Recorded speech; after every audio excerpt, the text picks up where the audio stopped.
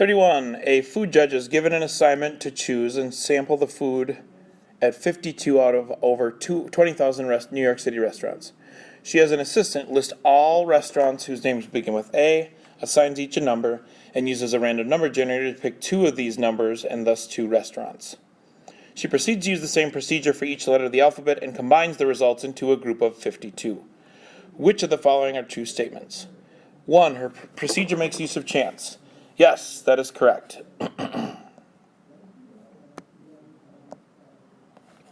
2. Her procedure results in a simple random sample. This one is not true. And the issue is, or one of the issues is, not every restaurant has the same chance of being picked.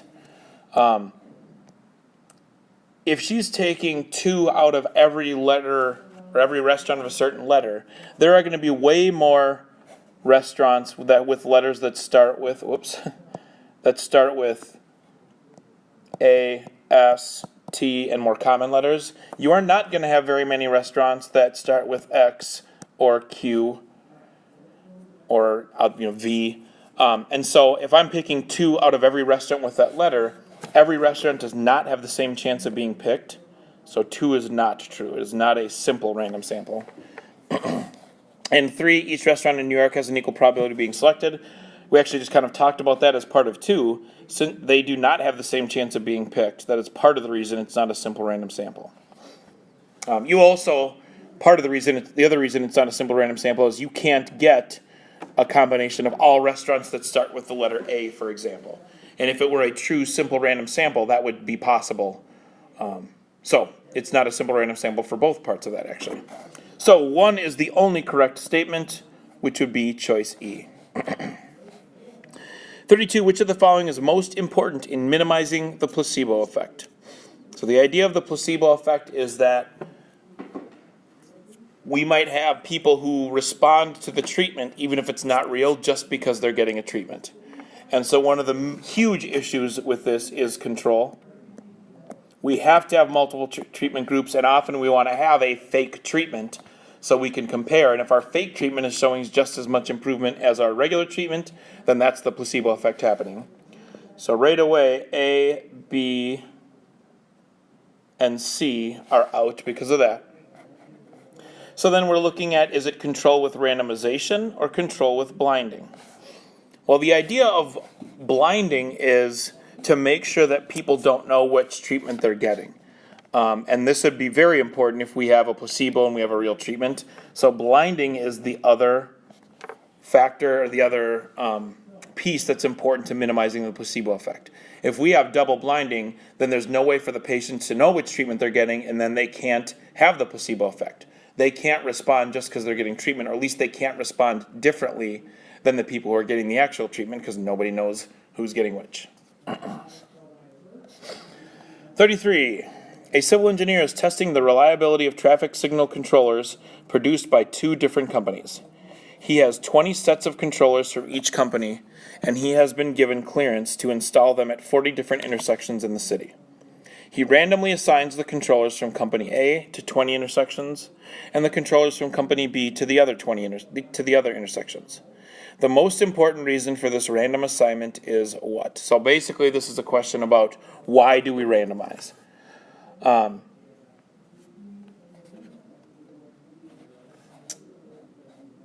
So I guess I'm going to start from the bottom. Randomization reduces the impact of outliers. This is kind of closer to what replication helps with. If we do have outliers in our data, if we replicate enough, then a few outliers here or there should be vastly outweighed by our larger results, and those shouldn't show up as much. But randomization doesn't help with that. Randomization does not have anything to do with double blind, actually. That has to do with how treatments are administered. C, randomization makes the analysis easier since the data can be collected. No, this is not correct at all. So then B, randomization completely eliminates the impacts of confounding variables. No, randomization helps kind of balance out some of the different individual differences, but we still have to be concerned about confounding variables. We still need to have control to help with that. So B is not correct. So the correct answer is A. Randomization is a good way to reduce chance variation between the 2 groups, and it'll help us to make valid comparisons. So the bottom line is randomization kind of helps balance out all sorts of the little things that we can't control that are just different from person to person to person. 34, you work for an advertising agency that is preparing a new television commercial to appeal to women. You've been asked to design an experiment to compare the effectiveness of 3 versions of the commercial. Each subject will be shown one of 3 versions and then asked her attitude about the product. You think there may be large differences between women who are employed outside the home and those who are not. Because of these differences, you should use... Well, multi-stage sample is a sampling method, not an experiment. And so is a stratified. So those are out because we're doing an experiment. We're not sampling. Categorical variables has nothing to do with what this question is asking. And so the question, so in terms of experiments, should we use a completely randomized design or a block design? Well, if we think there's some variable that we can separate out and divide these women by, we would want to use the block design. And we would have one block be the women who are employed outside the home and one block be the women who are not, and then we would carry out the experiment within each of those groups separately. 35. The hemlock woolly adelgid is an insect that has accidentally been released from eastern use forests from Asia. Since it has no natural enemies in the U.S., it is spreading rapidly. A forester studying the abundance of the insect in southern Vermont wants to determine if it is spread that far north. He randomly selects 200 hemlock trees in a large Vermont forest and finds that 46 of them show signs of damage from this insect. It would be appropriate to generalize the results of this study to what? Well, when you're going to generalize the results of a study, we need to be careful about what population we sampled from. In this problem, he randomly selected trees from a large Vermont forest. So if we're going to generalize, we really can only generalize to where we selected from.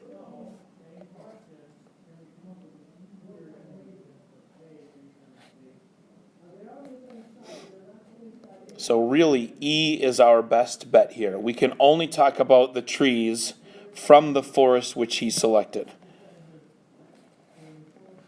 Even talking about southern Vermont might be too broad, depending on the geography. We should really stick to where they were sampled from, which is one particular Vermont forest. 36. Double blind is a term used to describe a stratified random sample when the subjects do not know there is a study going on. That is not correct. B, an experiment when neither the subject in the control group nor the subject in the treatment group know if they are being administered a treatment or a placebo.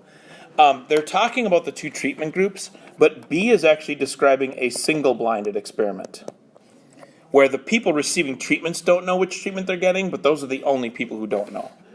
So B is not quite correct. That is single-blind, not double-blind. C, how one would randomly or blindly choose subjects in a simple random sample. No, that's not correct.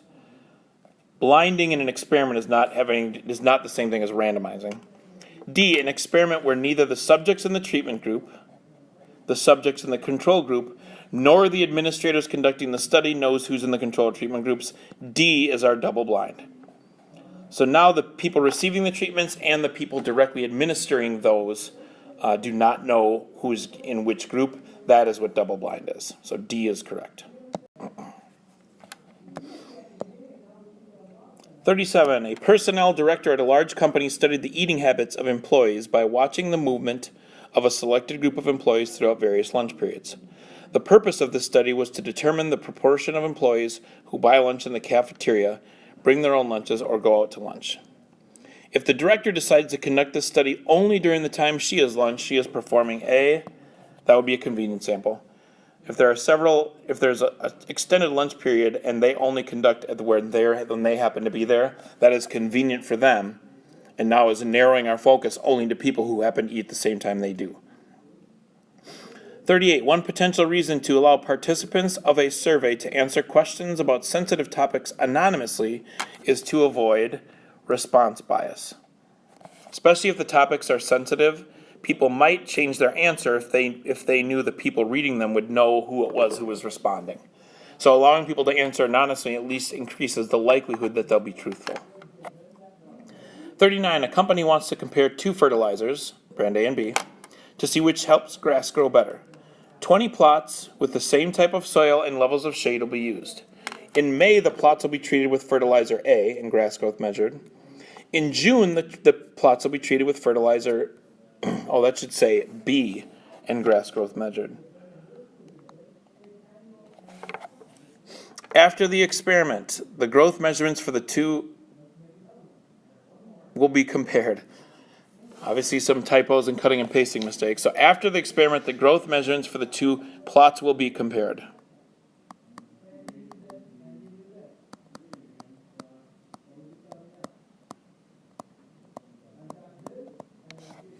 Is this a good experimental design? A, no, because grass growth is not a good characteristic to use for comparison. That's not necessarily true. At least not in terms of why our experiment isn't going to work here. B, no, because more than 2 brands of fertilizer should be used. Often we just compare 2 brands, so that's fine. C, no, because the brand of fertilizer is confounded with the weather in each of the different months. Here is our issue. If they use one brand in one month and another brand in another month, it's going to be very hard for us to tell if a difference is because of the fertilizer or just because the growing conditions were better in another month because of sunlight and rain and moisture and all that kind of stuff. So C is our correct answer. Sorry about the typos in the question. 40. Can changing diet reduce high blood pressure? Vegetarian diets and low-salt diets are both promising. Men with high blood pressure are assigned at random to 4 diets. 1. A normal diet with unrestricted salt. 2. Vegetarian diet with unrestricted salt.